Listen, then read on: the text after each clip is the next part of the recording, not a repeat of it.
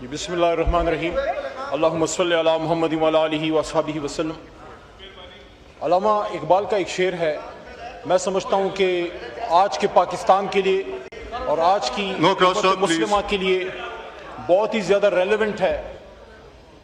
अल्लामा ने आज से तकरीबन 100 साल पहले फरमाया था कि तकदीर के काजी का ये फतवा है अज़ल से, तकदीर के काजी का ये फतवा है अज़ल से, है जुर्म ज़ईफ़ी की सज़ा मर्ग मफाजात। ये पार्लियामेंट होगी तो हम तकरीर करेंगे और ये मुल्क होगा तो हम इसमें रहेंगे और हम सियासत भी करेंगे, सब कुछ होगा। मेरा यकीन नहीं, ईमान है कि पाकिस्तान ता क़यामत रहेगा। वजह उसकी ये है, इंशाअल्लाह वजह उसकी ये है कि ये मुल्क कलमा शहादत पे बना है और चूंकि कलमा ता क़यामत रहेगा और उसके बाद भी रहेगा तो पाकिस्तान भी रहेगा। लेकिन इस दौरान जो चैलेंजेस आते हैं कौमों का पता, जनाबे चेयरमैन साहब, इससे लगता है कि चैलेंजेस का सामना कैसे करते हैं। क्या आपस में मुश्तक गिरबान रह के वो चैलेंज का मुकाबला करते हैं या उनको यह अंदाजा हो जाता है कि अब दुश्मन हमारे घर की आंगन तक पहुंच गया है, अब हमने आपस में मिलकर खड़े होना है। पाकिस्तान की तारीख इस बात की गवाह है कि जब भी हमारी सर थोड़ी सी मेहरबानी फरमाएं कि जब भी पाकिस्तान की कौमी गैरियत, कौमी हमियत को चैलेंज किया गया है, कौमी गैरत को ललकारा गया है, तो हमने एक ही जवाब दिया है कि गैरत है बड़ी चीज जहाने तगदो में, गैरत है बड़ी चीज जहाने तगदो में, पहनाती है दरवेश को ताजे सरेदारा। मैं उस शहीद के बाप के साथ बैठा था, लेफ्टिनेंट दानियाल, जो मेरे इलाके में गांव में एक छोटे बच्चे की शहादत आई है।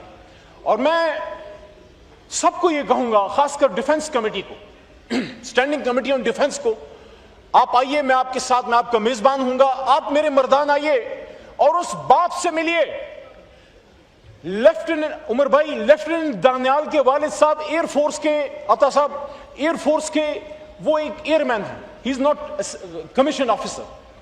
तो जब मैं शहीद के वालिद के साथ ये ईद के दिनों में उसकी शहादत आई, मैं बैठा, उसके चेहरे पे जो दर्द था, उनको कर्ब था, और वो नक्शा भी बड़ा अजीब है कि घर के सामने, जिस तरह हमारे पश्तून इलाकों में हुजरा होता है, तो हुजरे के सामने एक कब्र है, कब्र मुबारक है उन वालिद साहब के, वालिद की भी और उनके बच्चे की भी, जिस पे पाकिस्तान का झंडा लगा हुआ है। मैं हैरान हूं कि ये वालिद कैसे हर सुबह उस झंडे का सामना करता होगा। मैंने उनसे एक लफ्ज पूछा, उसने अजीब सी बात की, उन्होंने कहा दानियाल न सिर्फ मेरा बेटा था बल्कि है, क्योंकि शहीद मरा नहीं करते, वला तक़ूलू लिमन युक़्तलू फ़ी सबीलिल्लाहि अमवात बल अहयाउन वलाकिन ला तशऊरून, नहीं मरते शहीद लेकिन तुम्हें इल्म नहीं, अल्लाह कहते हैं वो मेरा बेटा भी था, मेरा राजदार भी था। और फिर उन्होंने एक लफ्ज अदा किया जिससे मेरा दिल कट के रह गया। शहीद के वालिद ने कहा कि दानियाल एक ख्वाब था। बस ये बाप समझ सकता है अपने बेटे के जज्बात। तो मेरे चेयरमैन साहब, मैं आज ये कहना चाहता हूं कि जब ये जंग हम पे थोपी गई, बड़ा इंटेंस माहौल था, आप सबको वो याद होगा।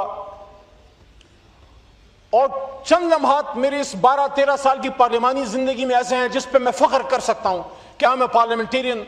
बहुत से ऐसे भी हैं जब हम एक दूसरे को गाली देते हैं, जब एक दूसरे के मुश्तक गिरबान होते हैं, जब हमें किसी को मारने आते हैं तो हम अपने आप को मार रहे होते हैं, और जब हम किसी को गालियां दे रहे होते हैं उसको नहीं, अपने आप को दे रहे होते हैं। काश हम उसको समझ सकें। वक़ूलु लिन्नास हुस्ना, अल्लाह कहते हैं, क्योंकि गाली तब दी जाती है जब दलील ना हो। लेकिन ये जो मरहला था, या हम तब बड़े, मैं समझता हूं बड़ा फख्र हमें महसूस हुआ जब हम कश्मीर के लिए यहां इकट्ठे हुए, जब फलस्तीन के लिए इकट्ठे हुए। ये जब ये हम पे मोदी ने जंग थोपी, उसका ये ख्याल था कि आपस में मुश्तरक गिरबान है। यहां से मैं कहता हूं जो शाहीन हमारा उड़ा है फजा में, जो मैं स्क्वाड्रन लीडर यूसुफ के घर भी गया हूं, जो शहीद उनके वालिद के साथ भी मैं जंग में बैठा, उनका वो शाहीनों को तक़वियत इस ला इलाहा इल्लल्लाह के नाम पे बने ईवान से मिली कि जब यहां कौम इकट्ठी हुई, मोदी को मैसेज मिल गया, राजनाथ को मैसेज मिल गया, अजीत डोवाल डॉक्ट्राइन की जो उसका राम राम सत्य है वो हुआ इस पार्लियामेंट के अंदर है। जब यहां से एक आवाज आई, वो ताकत फिर सर चढ़ के बोली अल्लाह की मदद से। एक तो मैं ये डिमांड करता हूं, इस पूरी जंग में मेरे अपने घर में, इलाके में शहादत आई है मोहम्मद अयाज की, एयरफोर्स टेक्नीशियन मोहम्मद अयाज। हमने तो कंधे पे रख के जनाजा उनका दफनाया, सब कुछ किया।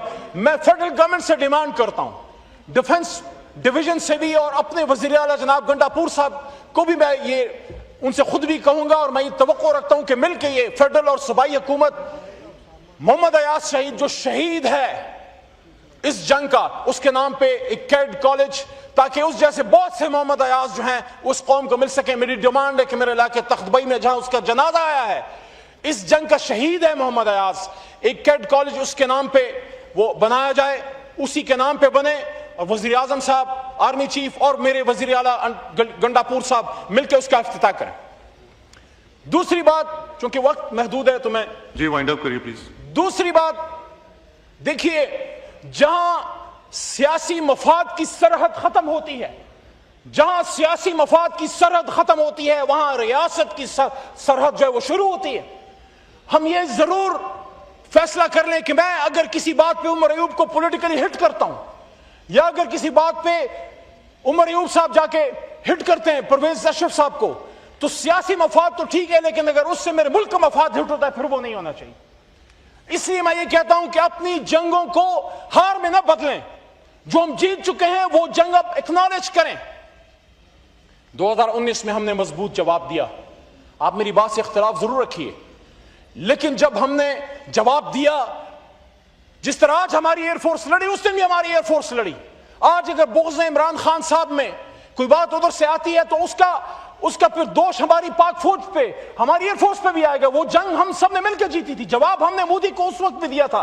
अभिनंदन जब गिरफ्तार हुआ, उसके बाद यहां ज्वाइंट सेशन था, पीएम इमरान खान साहब ने यहां बात की कि हम वापस करें। क्या खान का इलेवे का डिसीजन था? नो, ये डिसीजन हमेशा एस्टैब्लिशमेंट, डिफेंस फोर्सेस, वक्त की हुकूमत मिलकर करते हैं।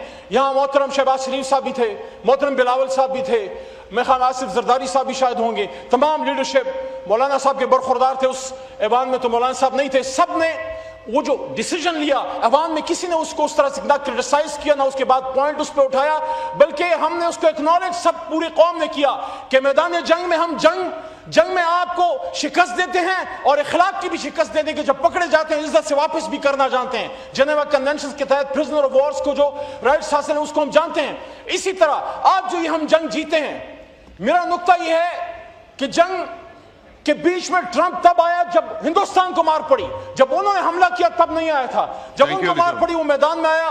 Thank you. आज भी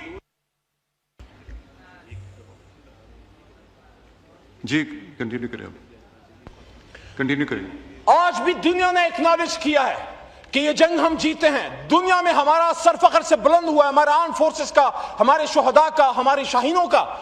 तो अगर हमारी तरफ से ट्रंप के लिए ये नॉमिनेशन आती है तो इसका मतलब यह है कि क्या जंगबंदी हमने करवाई? नो, हम जंग पसंद करने वाली कौम नहीं, हम अमन पसंद कौम है, लेकिन हम अपना दिफा करना जानते हैं। जब भारत ने रिक्वेस्ट की, भारत की रिक्वेस्ट पे ट्रंप मैदान में आया, उसने अमन जो है वो कायम किया या उसने जंगबंदी करवाई, तो अगर किसी का बनता है उनका बनता है। इसलिए आखिर में फिर मैं ये कहना चाहता हूं कि जंगें कौमें लड़ती हैं, फौजें नहीं लड़ती। जब डिप्टी स्पीकर साहब, आखिरी मिनट मेरा चल रहा, आपकी तवज्जो चाहता हूं कि जब कौम और फौज साथ थी तो 65 में हमने दुश्मन को तहकीक किया।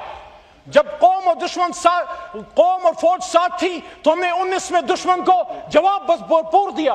आज जब कौम और फौज साथ है, हमने फिर हिंदुस्तान को मारा है। शुक्रिया। खुदारा कौम को साथ लीजिए, कौम का लीडर इमरान खान है, उसको बाहर आने दीजिए। जो फासले पैदा हो रहे हैं या हुए हैं इदारों में और अवाम में, वो एक आदमी खत्म कर सकते हैं। जब उसने कह दिया कि मुल्क भी मेरा है, फौज भी मेरी है, इंशाल्लाह ये मुल्क और इसके इदारे और कौम वापस बाहम शेर व शक्कर होंगे। पाकिस्तान जिंदाबाद।